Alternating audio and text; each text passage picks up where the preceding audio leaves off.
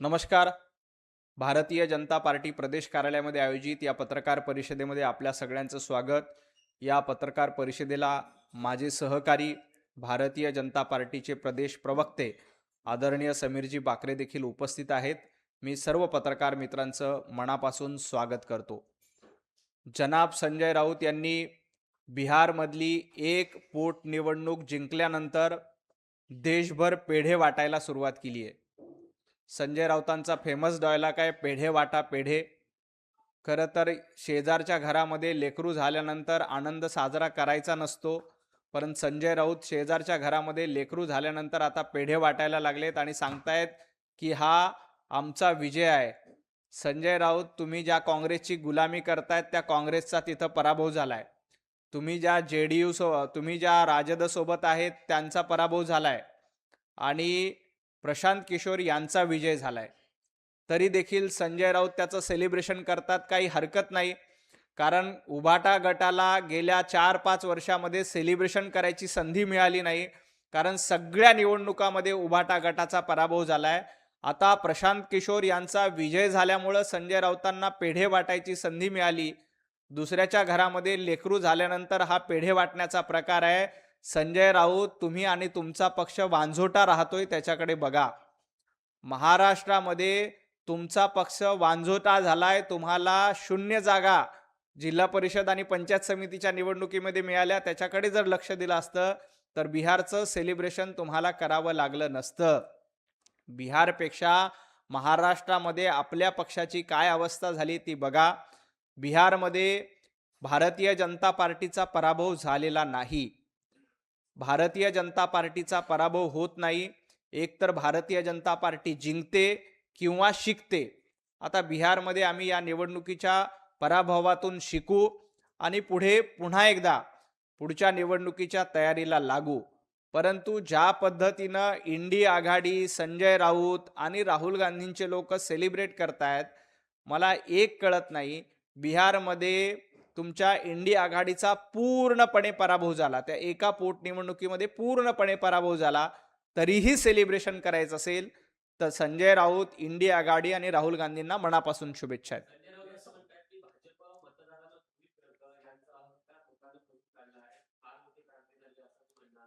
संजय राऊत, तुमचा अहंकार महाराष्ट्राने संपवलाय. तुमच्या अहंकाराची लंका ही जाळून टाकलेली आहे. त्यामुळं अहंकाराची भाषा भारतीय जनता पार्टी कधीही करत नाही. भारतीय जनता पार्टीचे पंतप्रधान हे स्वतःला प्रधानमंत्री नाही तर प्रधान सेवक म्हणून घेतात. आम्ही कार्यकर्त्यांना सोबत घेऊन पुढे जाणारे लोक आहोत. आम्ही जनतेला सोबत घेऊन पुढे जाणारे आहोत. आम्ही सेवा करण्यासाठी राजकारणात आलोय. तुमच्यासारखं मेवा करण्यासाठी किंवा मातोश्री टू बांधण्यासाठी राजकारणात आलेलो नाही. त्यामुळं अहंकारी कोण होतं हे महाराष्ट्रानं बघितलंय आणि उद्धवजींच्या अहंकाराची लंका ही महाराष्ट्रातल्या सर्व लोकांनी जाळून टाकलेली आहे, हे देखील आपल्याला माहिती आहे.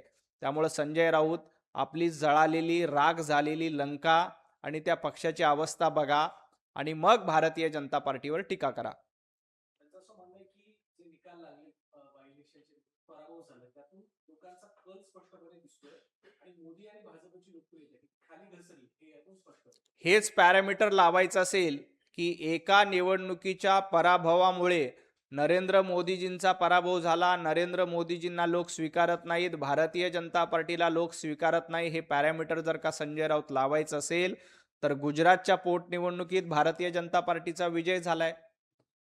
त्यानंतर महाराष्ट्रातल्या सर्वच निवडणुकीमध्ये, म्हणजे लोकसभा वगळता विधानसभा, महापालिका, जिल्हा परिषद, पंचायत समिती या सर्वच्या सर्व निवडणुकीमध्ये उद्धवजी ठाकरे यांचं अस्तित्व देखील शिल्लक राहिलं नाही. मग याचा अर्थ उबाटा गट पूर्ण लयाला गेला असा होतो. कारण तुम्हीच म्हणताय की एका निवडणुकीच्या पराभवाच्या पॅरामीटर लावला तर तुमचाही त्याच पॅरामीटरनुसार तुमचा तर अख्ख्या महाराष्ट्रामध्ये सगळीकडे पराभव झालाय. मग उद्धवजी ठाकरेंचं अस्तित्व उरलंय का? उद्धवजी ठाकरे यांचा पक्ष पूर्णपणे संपला, हे संजय राऊत यांनी मान्य करावं. मुख्यमंत्री देवेंद्र फडणवीसांच्या कॅबिनेटवरती त्यांनी गंभीर आरोप केला आहे. कॅबिनेटमध्ये अनेक गुन्हेगार आहेत आणि फडणवीस हे कॅबिनेट म्हणून गुंडांची टोळीच चालवतात. गुंडांची टोळी 2.5 वर्ष महाविकास आघाडीचं सरकार असताना होती. गुंडांची टोळी कशाला म्हणतात? रोज 100 कोटी रुपयाच्या वसुलीचं टार्गेट देणं यांना गुंडाची टोळी म्हणतात. वाझे काय लादेन आहे का म्हणणं याला गुंडाची टोळी म्हणतात. कार्टून फॉरवर्ड केलं म्हणून माजी निवृत्त अधिकाऱ्याचा डोळा फोडणं याला गुंडाची टोळी म्हणतात. केतकी चितळेंनी टीका केली म्हणून त्याला अटक करणं गुंडांची टोळी म्हणतात. आमच्या निखिल भांमरेंनी एक पोस्ट लिहिली म्हणून महिनाभर त्यांना तुरुंगात डांबणं याला गुंडाची टोळी म्हणतात. आणि सर्वसामान्य माणसाला घराच्या बाहेर न निघू देता घरामध्ये डांबून ठेवणं, लोकांचे कंगना राणावतचं घर पाडणं याला गुंडांची टोळी म्हणतात. नारायण राणे साहेबांना बेकायदेशीर अटक करणं याला गुंडांची टोळी म्हणतात. पालघरमध्ये साधूंचं हत्याकांड झाल्यानंतर मूग गिळून गप्प बसणं याला गुंडांची टोळी म्हणतात. उद्धवजी ठाकरे 2.5 वर्ष तुम्ही सरकार असताना गुंड आणि गुंडांची टोळी घेऊन सरकार चालवलं होतं. देवेंद्रजी फडणवीस हे जनतेचं सरकार चालवतायत. देवेंद्रजी फडणवीसांनी 100 कोटी वसुलीचं टार्गेट दिलं नाही, तर देवेंद्रजी फडणवीसांनी समृद्धी एक्सप्रेस आणि कोस्टल रोड निर्माण केला. देवेंद्रजी फडणवीस साहेबांनी साधूंचा हत्याकांड झाल्यानंतर मूग गिळून गप्प राहिले नाही, तर कुंभमेळ्यासारख्या सुंदर अशा हिंदूंच्या सणाचं आयोजन करून या देशामध्ये सर्वात चांगला कुंभमेळा नाशिकचा होणार यासाठी खबरदारी घेतली. देवेंद्रजी फडणवीस साहेबांच्या काळामध्ये कार्टून फॉरवर्ड केलं म्हणून कुठल्या नौदल अधिकाऱ्याला मारहाण केली नाही, तर सर्वसामान्य मुंबईकरांसाठी मेट्रो सुरू झाली पाहिजे यासाठी प्रयत्न केले. हा देवाभाऊ आणि उद्धवजींच्या सरकारमधला फरक आहे. संजय राऊत, तुमची गुंडांची टोळी नाही, तर तुमची दरोडेखोरांची टोळी होती. तुम्ही महाराष्ट्रावर दरोडा टाकून तुम्ही सरकार चालवलं होतं, कारण जनतेनं देवेंद्रजींना मुख्यमंत्री करण्यासाठी कौल दिला होता. संजय राऊत, तुम्ही आणि तुमच्या मालकांनी जनमताच्या कलावर दरोडा टाकला आणि काँग्रेसच्या मांडीला मांडी लावून बसला. त्यामुळे गुंडांची टोळी कोण आहे आणि दरोडेखोराची टोळी कोण आहे हे महाराष्ट्राला माहिती आहे. राम मंदिरातील लूट आणि जनतेच्या आंदोलनामुळे भाजपचा पराभव झालेला आहे कालच्या निकालामध्ये. राम मंदिराच्या लुटी प्रकरणामध्ये जे कोणी दोषी असतील त्यांना अटक करण्याचं काम केलंय. कुणालाही सोडलं जाणार नाही, पैनापायी वसूल केली जाईल. परंतु राम मंदिराच्या लुटीवर कोण बोलतंय? ज्या उद्धवजी ठाकरे यांनी काँग्रेसच्या सांगण्यावरून राम मंदिराच्या प्राणप्रतिष्ठापना सोहळ्याला हजेरी लावली नाही, ज्या समाजवादी पार्टीनं राम भक्तांवर गोळ्या झाडल्या, त्या समाजवादी पार्टीच्या मांडीला मांडी लावून बसलात. आणि जेन झीच्या गप्पा तर संजय राऊतांनी करू नये. संजय राऊतांसाठी जेन झी म्हणजे आदित्य ठाकरे आणि अमित ठाकरे याच्या पलीकडे जेन झी नाही आहे. तुम्हाला फक्त आदित्य ठाकरेंचं करिअर सेट करायचंय, अमित ठाकरेंचं करिअर सेट करायचंय, याच्यासाठी जेन झी हवी आहे. परंतु इथला तरुण हुशार आहे, त्यांना माहिती आहे आदित्य ठाकरे आणि अमित ठाकरेंचं करिअर सेट करण्यासाठी तुम्ही जेन झींचं राजकीय भांडवल करता. त्यामुळं तुमचा हा अजेंडा कधीही यशस्वी होणार नाही. भाजपच्या राज्यात काहीच मंगल नसतं अशी टीका संजय राऊतांनी आजच्या पत्रकार परिषदेत. संजय राऊत, भारतीय जनता पार्टीच्या राज्यामध्ये मंगलमय असतं, तर तुमच्या राज्यामध्ये दंगली असतात. तुम्ही दंगलखोर आणि दंगेखोर आहात हे महाराष्ट्राने बघितलंय. दंगली घडवणं, महाराष्ट्रामध्ये अराजकता पसरवणं, देशामध्ये नेपाळसारखी, बांगलादेशसारखी परिस्थिती निर्माण करणं हे तुमचं काम आहे. तर मंगलमय वातावरणामध्ये लोक राहावेत यासाठी आम्ही मंगल दिनाच्या दिवशी बैठक घेतो. परंतु तुम्हाला मंगल दिन वगैरे चालणार नाही, कारण तुम्हाला जुम्मा जास्त आवडतो. तुम्हाला हल्ली जुम्मेला बैठका घेतात. तुमचे जनाब ठाकरे झालेले आहेत.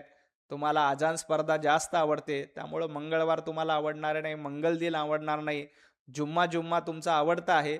जुम्माला चुम्मा करण्याचं काम संजय राऊतांनी करावं. शिंदेला भाजपात प्रवेश करायला हवा. शिंदेसेना ही भाजपची सेल कंपनी असल्याचा आरोप आहे. शिंदे सेना जर भारतीय जनता पार्टीची सेल कंपनी असेल, तर उभाटा गट ही राहुल गांधींची बेनामी शाखा आहे. ज्या पद्धतीने सोनिया गांधींची गुलामगिरी करणं, राहुल गांधींची गुलामगिरी करण्याचं काम संजय राऊतांच्या माध्यमातून केलं जातंय. भारतीय जनता पार्टी एकनाथजी शिंदे यांना मित्र म्हणून सन्मान देते. भारतीय जनता पार्टी एकनाथजी शिंदे हे शिवसेनेचा खरा वारसदार म्हणून पुढे नेण्याचं काम करते आणि एकनाथजी शिंदे यांच्या नेतृत्वात खरी शिवसेना कुठली आहे याच्यावर देखील शिक्कामोर्तब झालंय. परंतु संजय राऊत, ज्या सोनिया गांधींना तुम्ही करप्शन क्वीन म्हणून हिणवलं होतं, ज्या काँग्रेससोबत गेलं तर माझं दुकान बंद करेल असं वंदनीय हिंदू हृदय सम्राट बाळासाहेब ठाकरे म्हटले होते. त्या काँग्रेससोबत आज तुम्ही जाऊन बसतायत. तुमचा उभाटा गट म्हणजे राहुल गांधींची बेनामी शाखा आहे.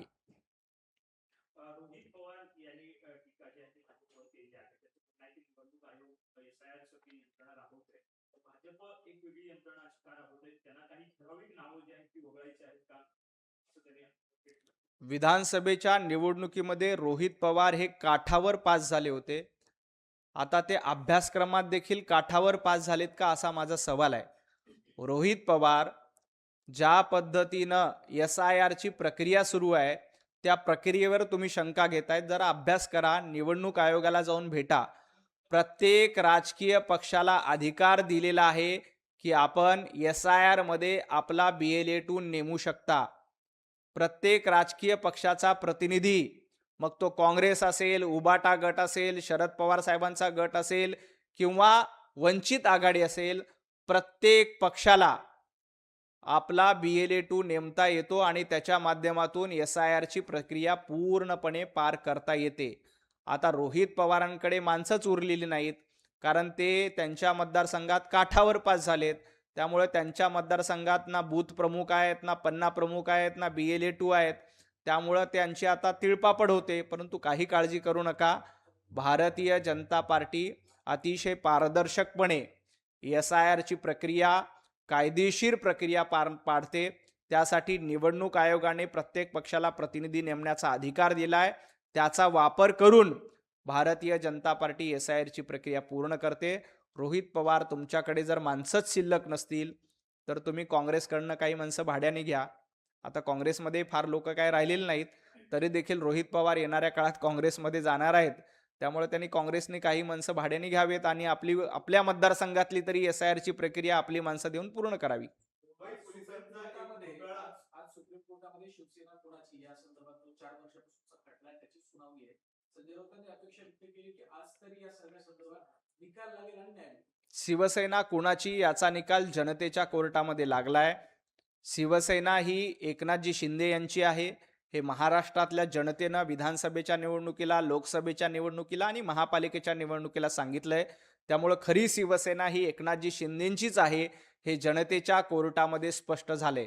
आता सुप्रीम कोर्टामध्ये सुनावणी होईल, त्यावर जो निकाल यायचा तो येईल. पण जनतेच्या कोर्टामध्ये एकनाथजी शिंदे यांचीच शिवसेना ही बाळासाहेब ठाकरेंची शिवसेना आहे. हिंदुत्ववाद्यांची शिवसेना ही एकनाथजी शिंदेंचीच आहे हे जनतेने त्यावर शिक्कामोर्तब केलेलं आहे. संजय राऊतांचा उभाटा गट हा काँग्रेसचं लुगडं धुणारा, सोनिया गांधींची गुलामी करणारा आणि राहुल गांधींची चाकणी करणारा गट आहे हे देखील महाराष्ट्रानं ओळखलेलं आहे.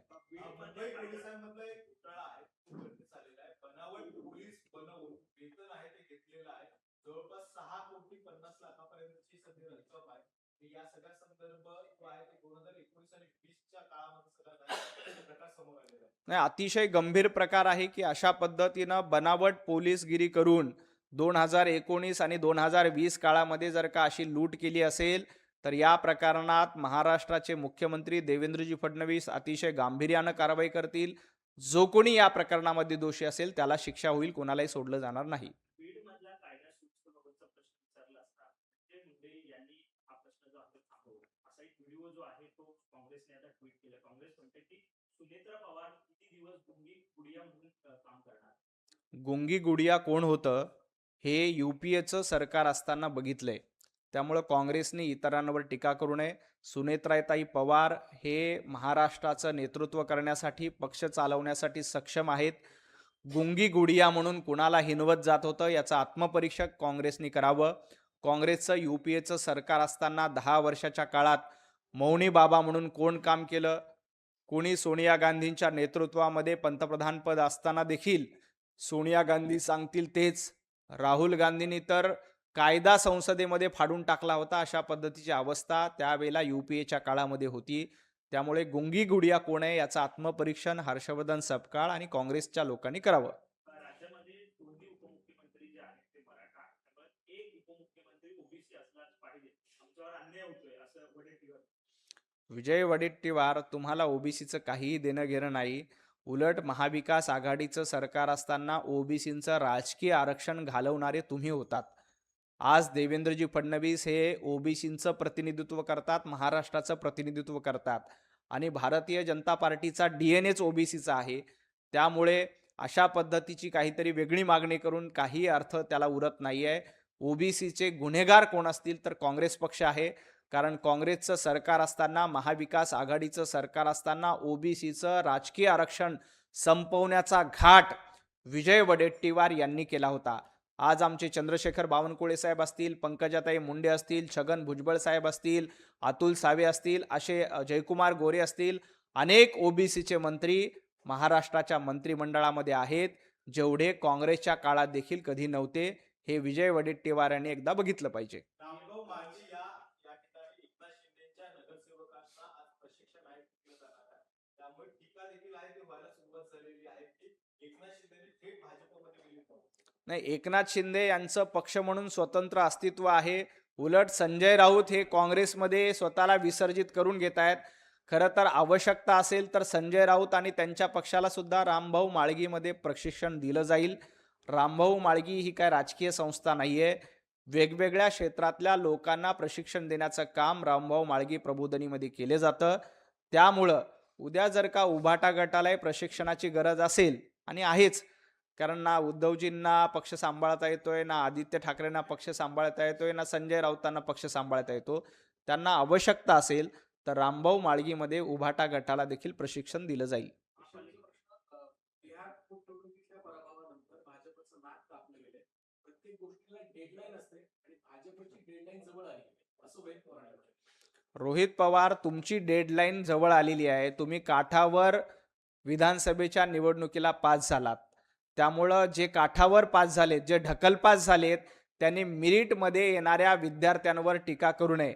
भारतीय जनता पार्टी लोकसभेला मेरिटमध्ये आली, विधानसभेला मेरिटमध्ये आली, महापालिकेच्या निवडणुकीमध्ये मेरिटमध्ये आली. त्यामुळं ढकलपास झालेल्या आणि काठावर पास झालेल्या रोहित पवारांनी मेरिटवर आलेल्या विद्यार्थ्यांवर टीका करायची नसते. एवढं शहाणपण रोहित पवारांनी बाळगायला पाहिजे.